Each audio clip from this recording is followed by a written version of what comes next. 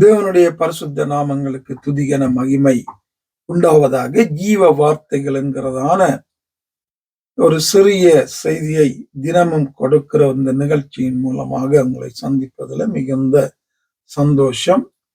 வசனத்தின்படி வாழுகிறவங்களை, ஒப்பு கொடுக்கிறவங்களை தேவன் தொடர்ந்தும் ஆசீர்வதித்து வழி நடத்துவாராக. 21வது வசனம், ரோமர் 6:21. இப்பொழுது உங்களுக்கு வெட்கமாக தோன்றுகிற காரியங்களினாலே அக்காலத்தில் உங்களுக்கு என்ன பலன் கிடைத்தது? இப்ப எங்களுக்கு எது வெட்கமா தோன்றுது? ஏன் வெட்கமா தோன்றுகிறது? எங்களுக்கு நாங்க பழைய தேவனை அறியாததற்கு முன்பதாக, ஏற்றுக்கொள்வதற்கு முன்பதாக நாங்க செய்த காரியங்கள், பாவங்கள், தேவனுடைய நீதிக்கு புறமான காரியங்களை இப்ப நாங்க யோசித்து நினைத்து பார்க்கும்போது எங்களுக்கு அது வெட்கமாக தோன்றுகிறது. வேதத்துக்கு புறம்பாக, தேவனுடைய வார்த்தைக்கு புறம்பாக, நீதிக்கு புறம்பாக எவ்வளவு மோசமாய் நாங்கள் வாழ்ந்திருக்கிறோம் என்பதை நினைக்கும் போது எங்களுக்கு வெட்கமாக தோன்றுகிறது. அப்படி உங்களுக்கு வெட்கமாக தோன்ற அந்த காரியங்களால உங்களுக்கு என்ன பலன் கிடைத்தது? ஒன்றுமே இல்லையே என்று அவர் சொல்றாரு. என்ன பலன்? ஒன்றுமே இல்லப்பா. பாவத்திற்குரிய அந்த காரியங்கள்னால எந்த ஒரு பலனும் உங்களுக்கு கிடைக்க போகிறது அல்ல. மாறாக உலகத்திற்குரிய சில காரியங்களை கிடைக்கலாம். இங்கே இவர் நித்தியத்துக்கு, பரலோகத்துக்குரிய காரியங்களை குறித்து பேசுகிறார். என்ன? இப்பொழுது உங்களுக்கு வெட்கமாக தோன்றுகிற காரியங்களால் அக்காலத்தில் உங்களுக்கு என்ன பலன் கிடைத்தது? ஒன்றுமே கிடைக்கலையே. அவைகளின் முடிவு மரணமே. அதால ஒரு பலனும் இல்லை. அதுல வருகிற முடிவு அது உங்களை எங்க கொண்டு போய் விட்டிருக்கும் என்று சொல்றாரு. மரணம், ஆத்மாவில் மரணம் தான். பாவத்தின் சம்பளம் மரணம். ஆத்மா மரிக்கிற, ஆத்மா நித்திய ஜீவனுக்கு போக முடியாத, தள்ளப்படுகிற ஒரு நிலை. ஆத்மா அக்கினியில போடப்படுகிற ஒரு நிலை. ஆத்மா நித்திய மரணத்துக்குள்ளே நியாயம் தீர்க்கப்படுகிற ஒரு நிலை. என்னத்தினால? பாவத்தினால.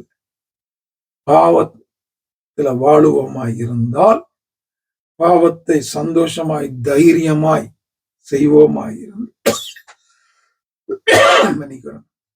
செய்வோமாயிருந்தால் அதனுடைய பலன் மரணம் என்பதாக இங்கே சொல்லு. அநேகர் இந்த நாட்கள்ல பாவம் எது, ரட்சிக்கப்பட்டோம்தான், வேதத்தை படிக்கிறோம்தான், ஆனா இன்னும் அநேகருக்கு பாவம் எது சரியாக தெரிகிறது இல்லை.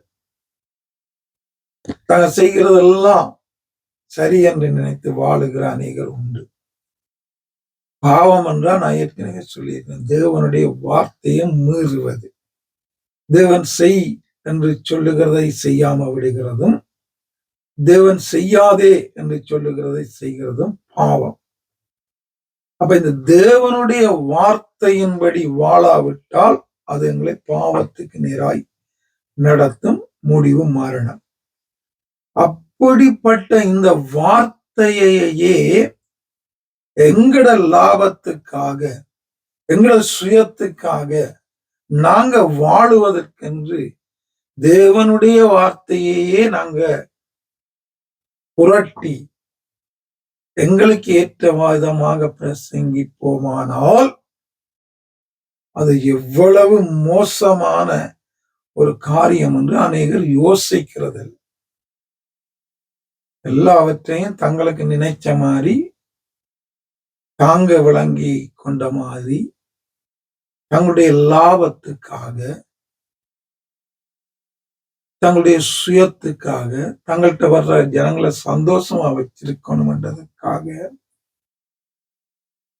வேதத்தை புரட்டுகிறவர்களுடைய நிலைமை எப்படி இருக்கும் என்பதை யோசிக்கணும்.